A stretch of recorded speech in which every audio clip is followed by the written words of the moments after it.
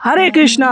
আচ্ছা, আপনার কাছে জানতে চাই, আমরা বিভিন্ন সনাতন বাড়িতে বা হিন্দু বাড়িতে দেখে থাকি যে তুলসী দেবীর সেবা করা হয়, পূজা করা হয়, স্তব তুতি আমরা সন্ধে দেখাই, পরিক্রমা করে থাকি, জল দিই।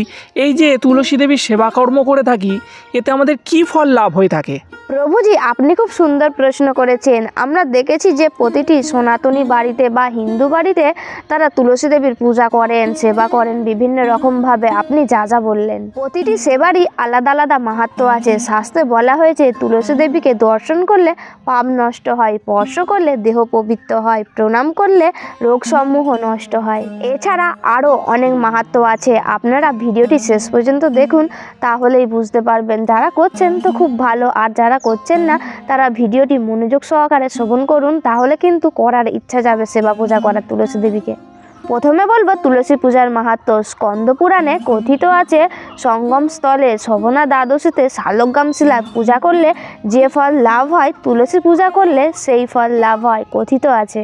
তাহলে আপনারা বুঝতে পারলেন তো তুলসী পূজার কত মাহাত্ম্য। সঙ্গম স্থলে শোভনা দ্বাদশীতে শালগ্রাম শিলা পূজা করলে যে ফল লাভ হয়, বাড়িতে বসেই তুলসী পূজা করলে সেই একই ফল লাভ হয়।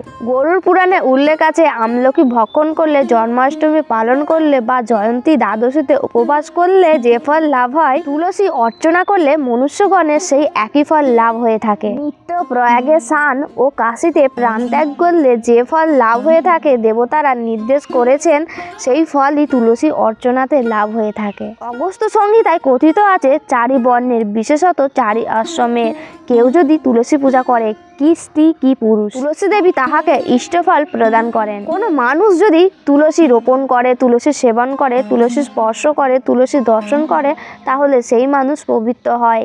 আর যদি যত্নপূর্বক তুলসী দেবীর অর্চনা করেন, তাহলে সেই ব্যক্তির সর্ব অভিলাষ সিদ্ধ হয়। আরও বলা হয়েছে, যারা তুলসী দেবীকে প্রতিদিন প্রদক্ষিণ করেন, প্রণাম করেন, তাদের আর কোনো পাপ অবশিষ্ট থাকে না। গৃহ নারদীয় পুরাণে উল্লেখ আছে, যে ব্যক্তির গৃহে তুলসী থাকে এবং সেই তুলসীর পূজা প্রতিদিন করা হয়, তাহার সর্বপ্রকার মঙ্গল উত্তরোত্তর বৃদ্ধি হতে থাকে। পদ্মপুরাণে লিখিত আছে, প্রতিপক্ষের দ্বাদশী তিথি উপস্থিত হলে ব্রহ্মাদি দেবতাগণ তুলসী দেবীর পূজা করে থাকেন।